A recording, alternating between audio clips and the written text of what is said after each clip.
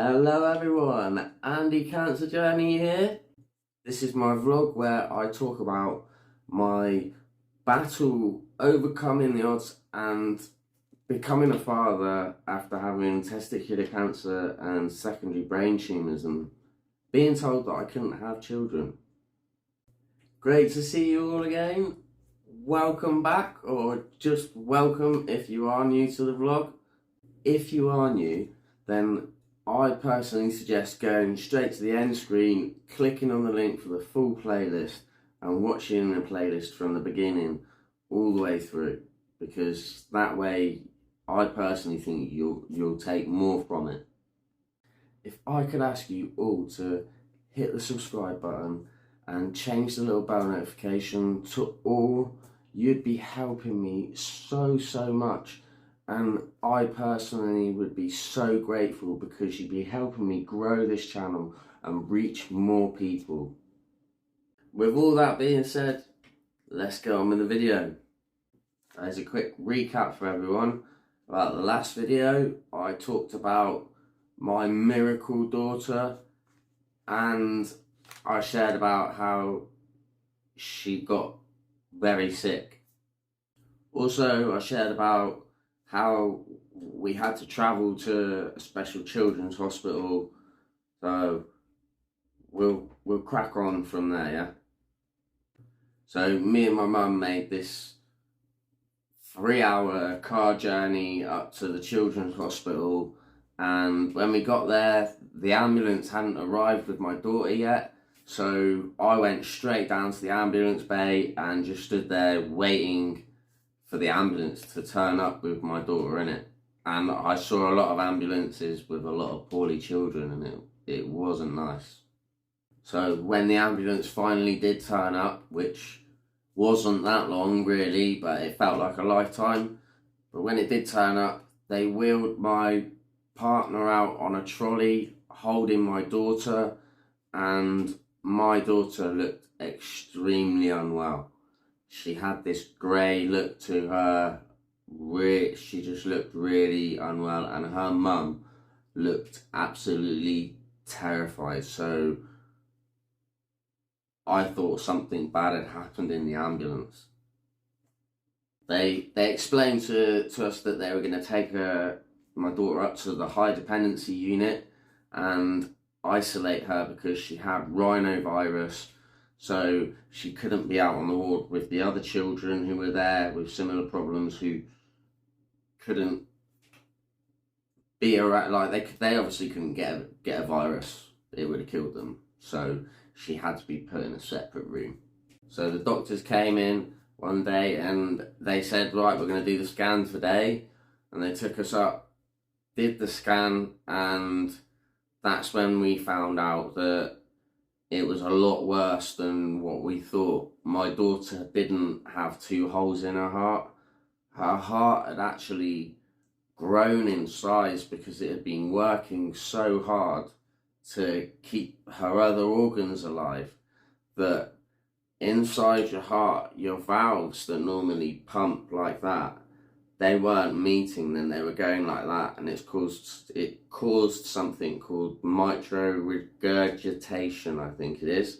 So she was going like that, and all the fluid and blood and stuff was getting mixed, and it was all going onto her lungs because this valve hadn't closed. That basically it helps you get oxygen from the womb, from the fluid. So it was all going onto her lungs and making her very poorly, especially with this rhinovirus. So we were really worried about what the outcome was going to be.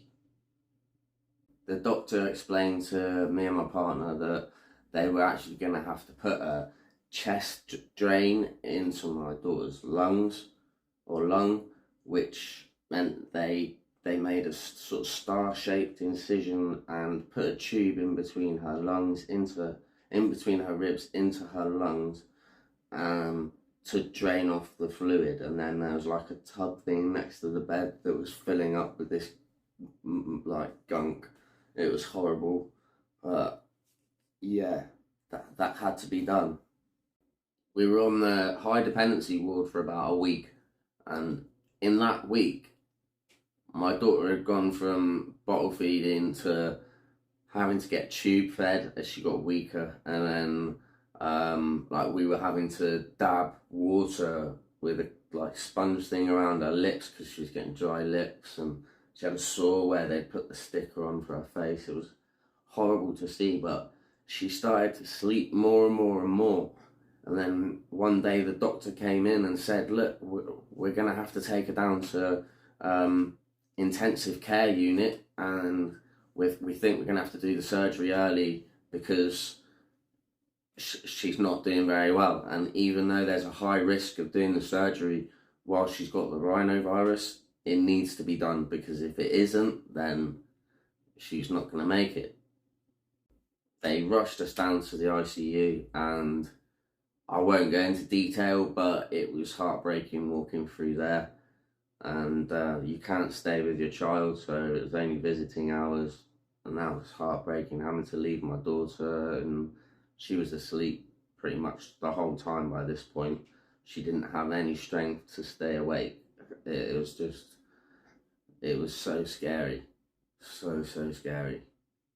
I literally thought that I was going to lose everything again, and went into that cycle of negative thinking. I managed to sort of snap out of it and switch into hospital mode, I call it, and just go into autopilot and switched off my feelings and focused on everyone else. Then one day we were sitting there with my daughter, and the doctor came along and started to explain to us about how long the surgery would take, saying it'd be about 2 hours, and then he went on to say that they were going to go and take her to surgery in a minute. So we were like, oh, okay, we got to go down and like take her down, sort of put her to sleep for her operation and sort of say goodbye. And that was so hard. The feelings and the thoughts that were going through my head, and her mum's head probably as well, the same things. Is this the last time that I'm gonna see my daughter alive? Is what, like, I can't actually explain, because it was so many emotions and feelings and thoughts. It was overwhelming. But we went into this room, they put her on this bed, and a tiny little girl on this big bed, and I put my hand out, and she put a finger in my hand, and I put my finger in her hand, and she grabbed hold of my finger, and I was there sort of talking and stroking her, and her mum's like stroking her head, and she slowly just released her grip on my hand, and we knew that she'd gone to sleep then. My heart sort of dropped, and they said, right, you've got to leave now. So we had to go and sit in the hospital cafe and wait in there for them to give us a call saying, yeah, the operation's done, this is how it's gone, come over. So yeah, you can imagine I can't actually remember leaving the hospital to go to the cafe across the road, which was the same hospital, it was just different department with cafe. But anyway, I'm sitting in there, and I just stared at this clock and watched it tick every second that went by. Tick, tick, tick, tick, tick, tick, tick, tick. And we all sat there in silence, just not knowing what to think or say. It was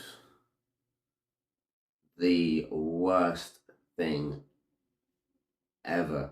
I didn't even know how it was going to go, whether she was going to be alive.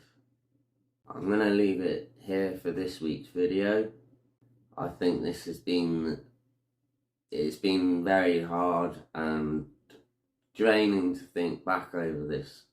Not thought about it really in a very, very long time, and I've never talked about it, so this is the first time I'm talking about it. It's quite hard for me, so I'm going to try and do it in 2 separate parts for this video. I'd like to thank you all so much for watching this video, and I truly pray that the next video is going to be the one that fills you all full of hope and gets you all believing in miracles, because they do happen. Honestly, you'll see in the next video. Trust me. God bless you all, and I'll see you in the next video. Till then, remember, stay strong in here as well, yeah? Peace out, everyone.